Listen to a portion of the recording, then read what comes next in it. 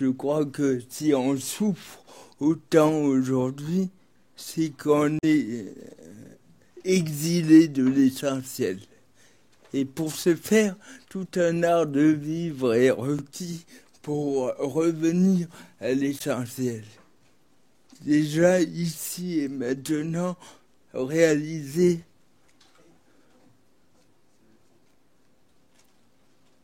le miracle d'être ici. Pour moi, parler de la joie dans l'entreprise, c'est parler de la faiblesse.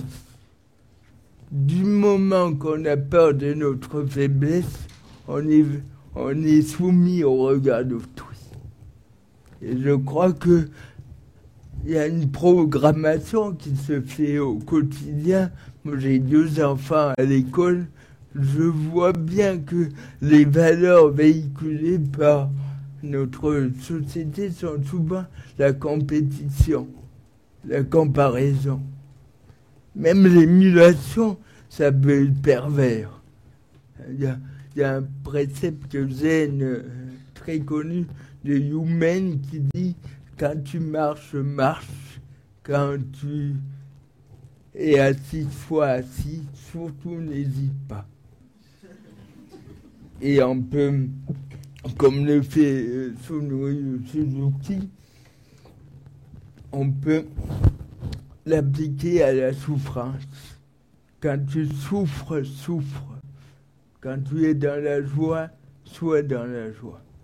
Moi, je suis frappé comme on donne peu l'occasion aux gens de vraiment souffrir.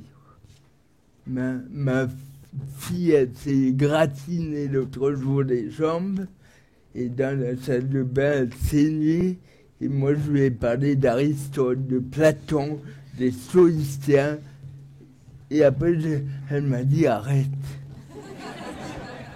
Et je l'ai pris dans les bras et elle a souri.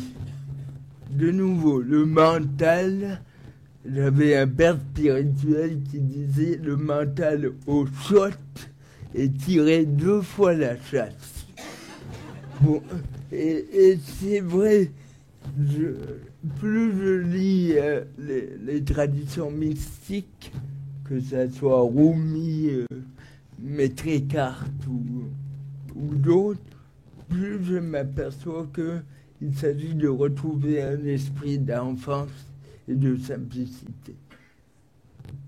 Moi, franchement, j'ai fait de la philosophie pendant des années.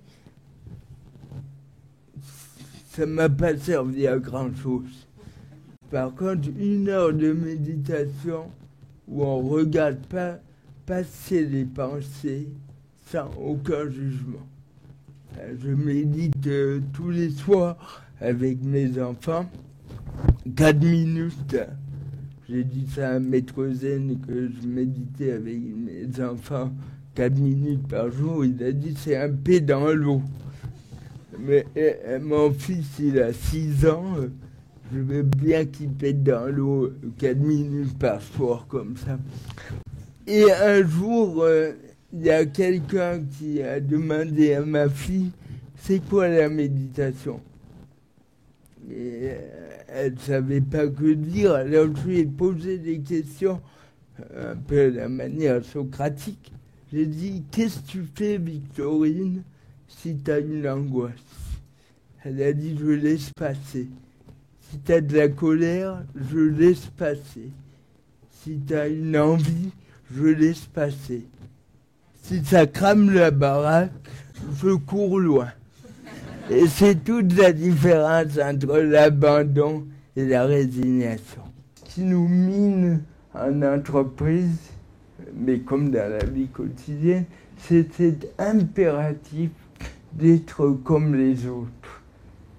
Sartre a très bien montré ça. On se fiche d'une personnalité qu'on crée finalement en réaction au schéma éducatif. Et après toute sa vie durant, on va essayer de correspondre au modèle qu'on s'est formé. Et quand il y a un divorce entre les deux, on est dans la souffrance. L'autre jour, il y avait une grand-mère qui s'est pris une porte, j'ai éclaté de rire. Je passe ma journée à subir la moquerie et je tombe en plein dedans. Et ça m'a beaucoup fait rire. Et l'exercice pour moi, par excellence, c'est le refus de se prendre au sérieux. L'acte d'abandon, c'est l'acte de déposer les armes. Ce qui m'a beaucoup aidé dans le zen, c'est l'idée qu'il n'y a pas d'adversaire. Et l'autre jour, je me disais à mon fils Augustin, ça fait quoi d'avoir un papa handicapé? Il a dit rien.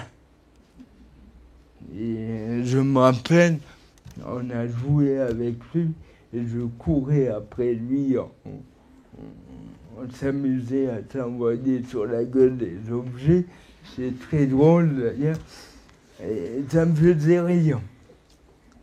Et mon fils m'a dit, papa, rigole pas, on joue.